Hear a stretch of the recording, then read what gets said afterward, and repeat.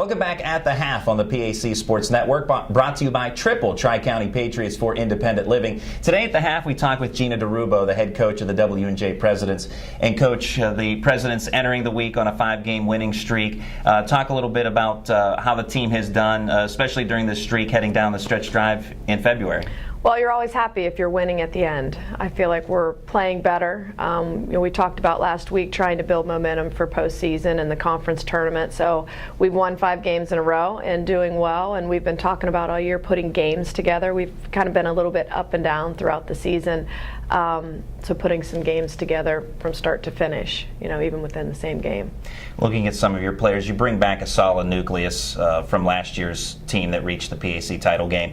Looking at some of the newcomers, you have a transfer from Hood College in Maryland, Danny Medovich, who's been outstanding, especially when we've seen her on the network the 2 times that we've covered you guys prior to today. She's been tremendous. Tell us a little bit about her and how you found her and what brought her here to W&J. Yeah, well, we're excited she's here. I recruited Danny out of high school really hard. Thought we were going to get her as a freshman, so when she went to Hood and called and said she was interested in coming back. So I was very excited about having her, and she's been a spark for us all season. She's had a really good year. She's brought instant offense to our team. And unlike being a normal freshman, she had that year of college experience that I think really helped her.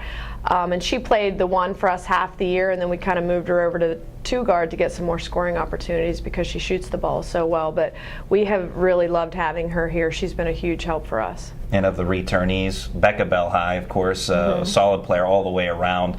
A very intense player. What does she add to the team in terms of leadership on the court? I mean, she's obviously does a tremendous job. Yeah, and you said she's intense. Like, she's a kid that just simply wants to win. She brings that kind of toughness to our team. I think her and Taylor Cortazzo bring that edge to them. But Becca wants to win. She's competitive.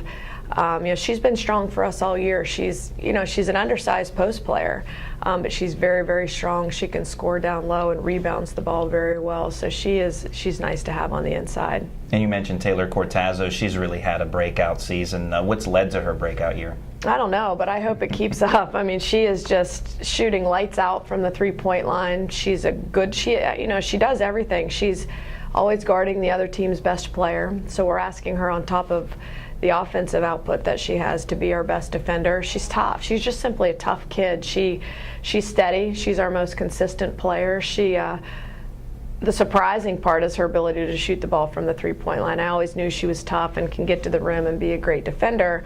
Her 3-point shooting has been a pleasant surprise for us this year. And Val Dunlap, a player who really has started from her sophomore season on, saw limited playing time her freshman year, but one of the hardest workers that you have on the team. How proud are you of where she was when she started to where she's at now as a senior? It's amazing, really, her transformation. Talk about being proud of a player. She just works and we've talked about this before, just so much time in the off season. She's been a joy to coach. She really has. So to watch her growth and mature as a player and as a person has been very rewarding. She had a little spurt in the middle of the season where her numbers weren't as good, but she's really turned it around here, and our last 5 games really putting up more numbers, more rebounding. And her block shots this year has been amazing. So she's playing really well down the stretch here, which is important and what we want. So we hope that confidence continues to build heading into the postseason. And guard Alexa Del Greco, how important is she to what W&J does, both offensively and defensively? She's been good. Again, here lately, she's been putting together better games. We moved her and Danny kind of in our spot. We moved Alexa over to the point guard, which is her natural position, and we felt Danny might be able to score a little bit more from that 2 spot. But Alexa, we call her Greco, she just runs really well in transition. She sees the floor. She's really good in a fast break situation, sees the floor really well. Sometimes she sees passes before the other players see it. So sometimes we get some turnovers in there because she really does anticipate that next pass. But she's playing well for us. She's shooting the ball a little bit better. She's playing with more confidence, and her at the one has made us a little bit better. And in today's broadcast here at halftime, W&J taking on the Waynesburg Yellow Jackets. We mentioned the earlier home loss for W&J against Waynesburg. What will it take to atone for that loss here today and put together a strong finish in the regular season?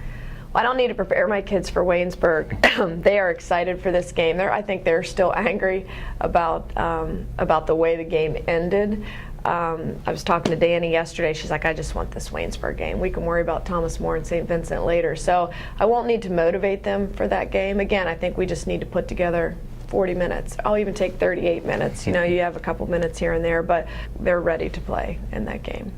That's W&J head coach Jina DeRubbo. Thanks for your time and good luck the rest of the way. You're welcome. We'll have more coming up. Val Dunlap on the PAC Sports Network.